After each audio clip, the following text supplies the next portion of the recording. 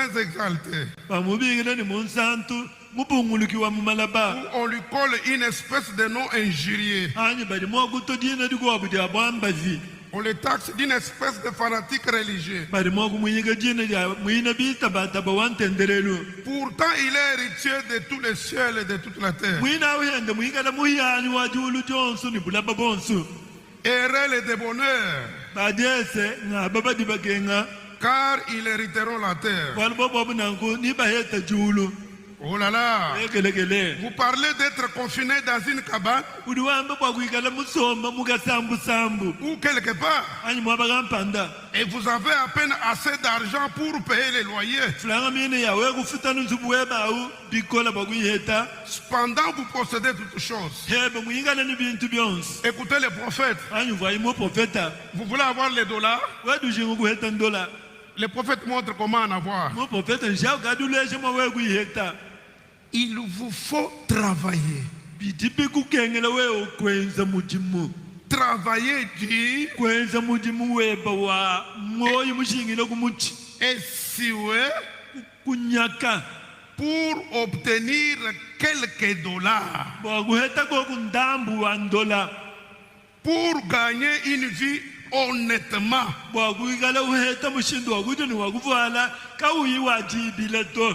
Pour chausser vos enfants. Et pour nourrir leurs petites bouches affamées.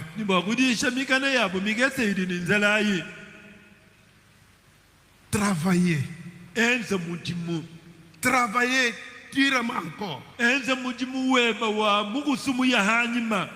C'est la voie tracée par Dieu. Les dollars sont là. Reçois le Saint-Esprit. Commence à travailler. Et tu viens frapper à la porte. Tu vas au travail. Tu implores miséricorde. Tu vas au travail. N'implorez pas miséricorde étant chômeur.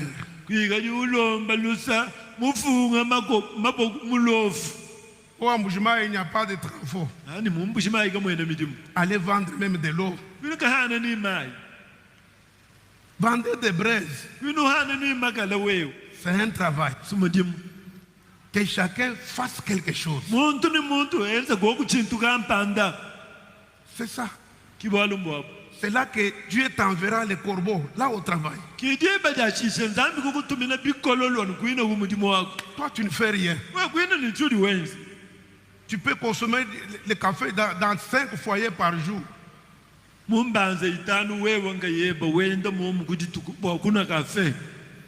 lendemain, le même travail. Les jours suivants, est-ce que ça devient chaque jour? L'eau de Saint. Mais toi, tu fais quoi? Comment toi, tu peux te dire? Comment tu soutiens ton église? Depuis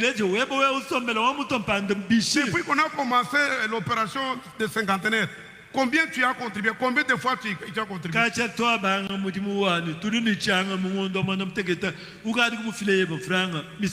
quoi tu es membre du tabernacle? Il n'existe pas de chrétiens paresseux. Je fais lire à Jean Dianda et les docteurs là, les jeunes là, de Coran Tonnerre. Je les ai fait lire hier.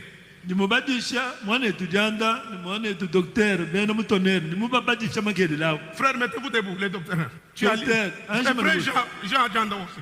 Un frère au milieu de nous. Il m'a écrit. Je leur ai montré, lisez. Diacre, je suis médecin. Il y a de cela une année. Mais je ne suis pas encore affecté. Présentement, je fabrique des briques. Voilà un homme que Dieu peut soutenir. Oh, les travaux de mais où as-tu vu les beaux travaux? C'est où? Ceux qui sont allés à l'université fabriquent des briques. Toi qui n'as même pas un diplôme d'État, tu ne veux pas fabriquer les briques.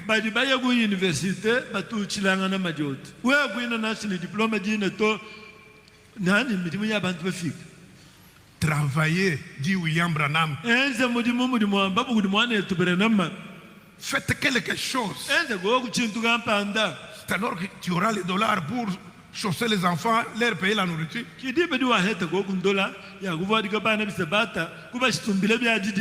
Parce que la Bible dit que celui qui ne travaille pas ne mange pas non plus.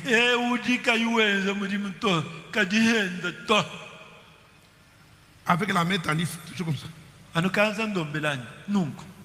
Ça, c'est une vie de désordre. C'était ça notre conclusion de la semaine. Ce matin, je vais évangéliser avec les titres du prophète. Qui est ce Melchisedec? Je vais m'adresser aux visiteurs. Pour vous, les aiglons et aiglones, vous pouvez seulement vous régaler.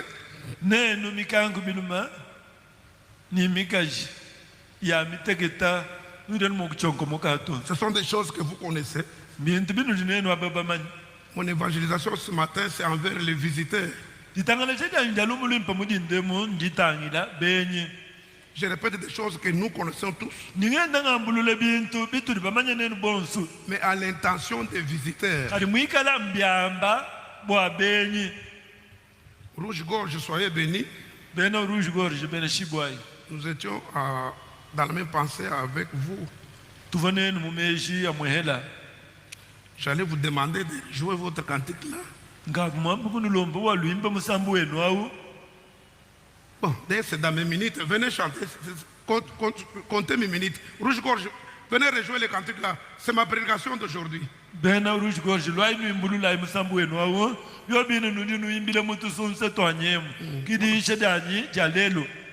savez que moi d'habitude je ne suis pas tellement long. Venez consommer même. C'est la prédication qui commence déjà.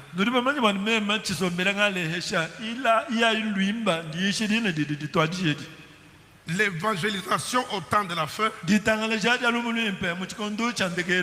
tirée de Malachie 4. Je vais évangéliser ce matin. Et cela à l'intention de nos visiteurs. Qui est ce Melchisedec? C'est un sujet du prophète. Mais suivant les paroles de Rouge-gorge, je ne les ai pas communiquées. Je ne les ai pas communiqué mon sujet. Même ma pensée. Mais nous évangélisons ensemble avec eux. Vous avez la parole.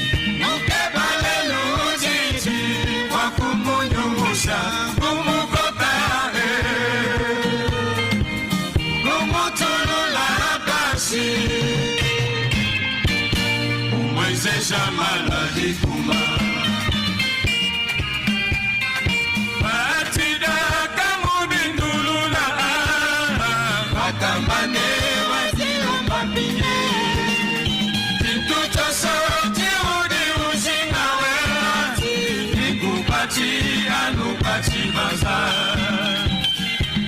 udi musebale.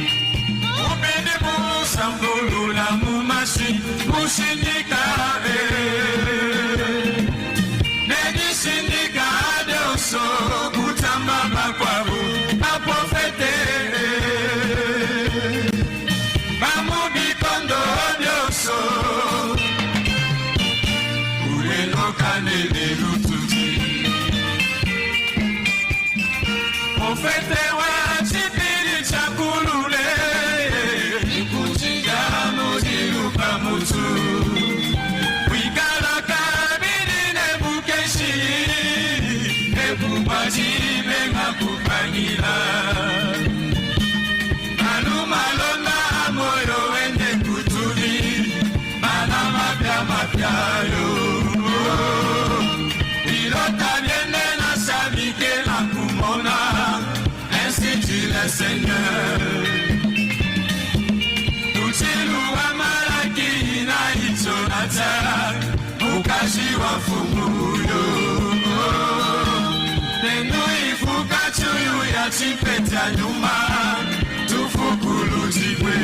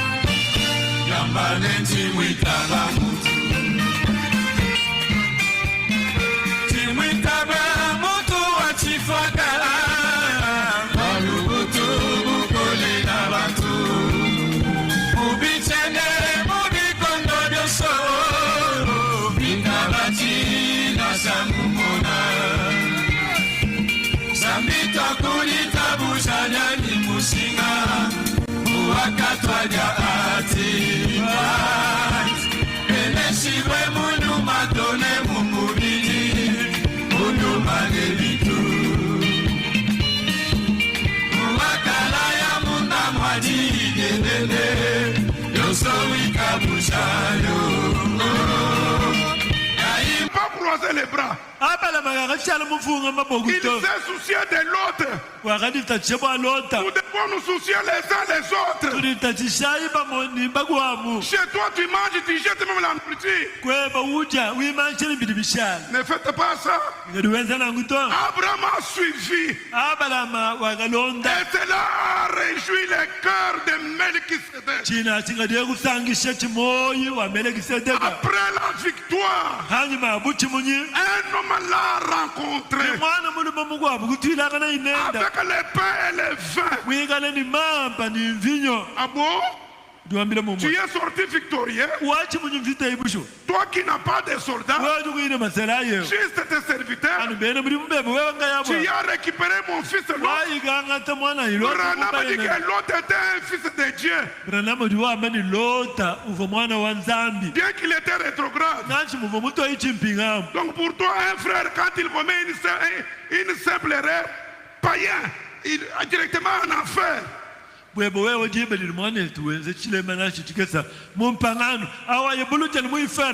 tu Est-ce que le ciel t'appartient? Ah, Toi qui amènes les gens au ciel. s'est réjoui après la victoire d'Abraham. D'abord l'acte qu'il a posé de soutenir son frère. Dieu a dit je suis content.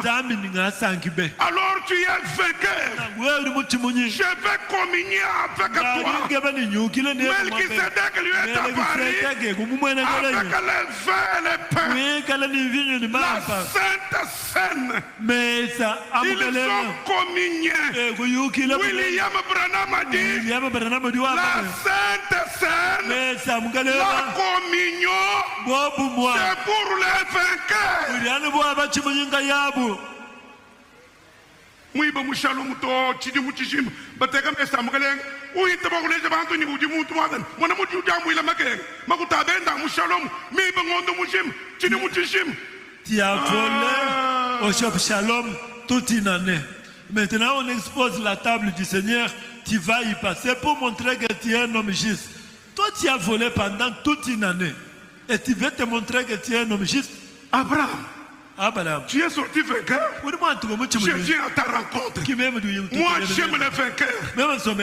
C'est lui qui vaincra. Va s'asseoir avec moi. Vous voulez communier avec Dieu? Vous devez vaincre la Odyssée. Tant que vous n'avez pas encore vaincu la Odyssée, il n'existe pas de communion entre toi et Dieu. D'abord les combats, la victoire et la communion. Ils ont pris les pains et les vins. William Branham dit là où Melchisedec a communié avec Abraham, c'est là que Jésus est allé construire au même endroit là. C'est là qu'il y a la nouvelle Jérusalem, l'endroit là. Donc, quand nous serons dans la communion avec lui, parce qu'il a dit à ses disciples, je ne prendrai pas encore ce vin avec vous jusque dans mon royaume. Maintenant, rappelez-vous, quand nous serons avec lui, à la table en train de manger, je t'apporterai Saint-Pierre du Bouet. Je vais t'apporter Saint-Pierre du Bouet. Grand frère, tu sens le vin là. C'est beau. À la table du Seigneur, dans les noces de l'agneau. Oui, je vais m'asseoir avec Saint-Pierre. Je vais le t'apporter. Regarde Melchisedec. À cet endroit même où nous sommes, c'est ici où il avait rencontré Abraham. La nouvelle Jérusalem, Branham a dit, sera construite à l'endroit où Melchisedec a rencontré Abraham. Quand il va souper avec les vainqueurs de nouveau, les vainqueurs de la Odyssée, nous serons assis sur cette table, nos corps couverts de cicatrices. Nous serons devant Melchisedec, le roi des Salem. Alléluia. Alléluia. Il a rencontré Abraham. Abraham lui a donné la dîme. Sans travail, comment tu vas donner la dîme à Melchisedec?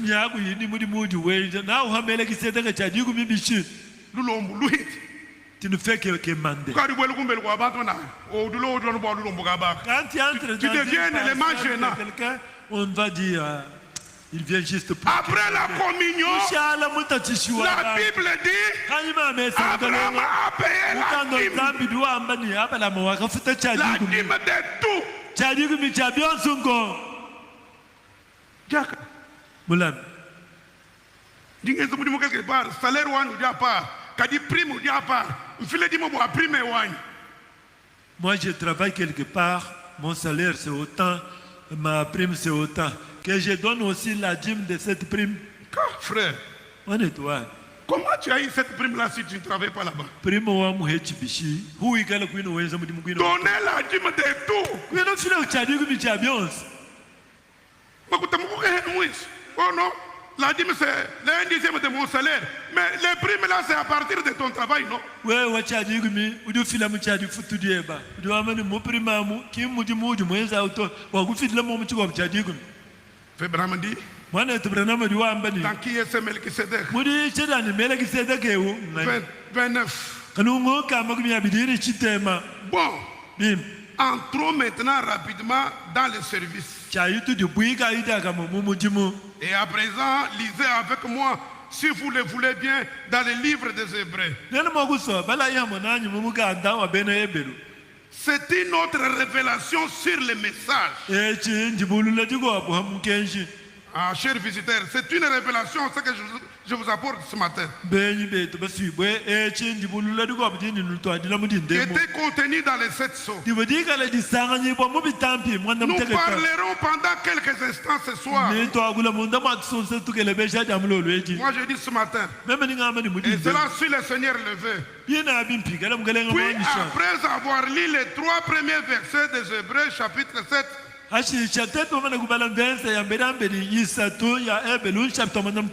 alors nous ferons des commentaires sur ces. Et nous ne savons pas ce que le Seigneur va faire. Même moi non plus, je ne sais pas ce qu'il va faire ce matin. Bernard dit, nous ne savons pas. Tout ce que nous faisons, c'est simplement croire, veiller, prier et croire qu'il fera tout concourir au bien de ceux qu'il aime. Parce qu'il l'a promis. En effet, c'est Melchisedec, roi de Salem, sacrificateur du Dieu très haut, qui alla au devant d'Abraham lorsqu'il revenait de la défaite des rois, qui les bénit et à qui Abraham donna la dîme de tout, qui est d'abord roi de justice, d'après la signification de son nom. Ensuite, roi de Salem, c'est-à-dire roi de paix, qui est sans père, sans mère, sans généalogie, qui n'a ni commencement de jour ni fin de vie, mais qui est rendu semblable au Fils de Dieu. C'est Melchisedec de mère sacrificateur à perpétuité. Ici, Fébana me reprend Hébreux 7 que nous avons lu.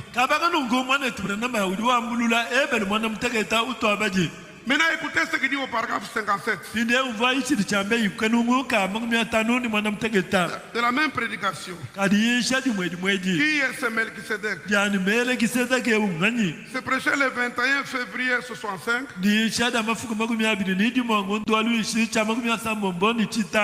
Ah, moi, je répète ça aujourd'hui, le 22 février 2026.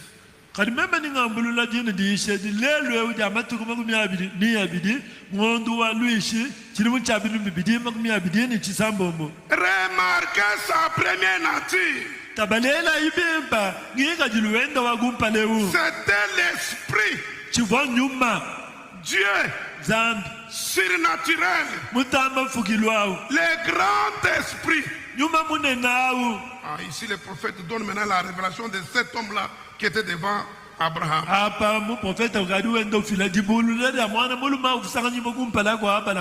Sa première nature, il était l'esprit éternel. Deuxièmement, il commença à se donner une forme rapprochée de la chair.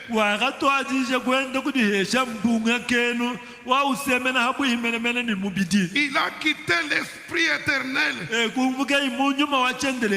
prendre une forme de chair, une théophanie, comme on l'appelle, la parole Un corps. C'est donc dans l'état dans lequel où il était. Lorsqu'il rencontra Abraham, il était dans un corps théophanique. Il a quitté la forme de l'esprit éternel. Dieu amorphé. Maintenant c'est un corps. Parole. C'est dans cette forme-là qu'il a commencé à créer. Et c'est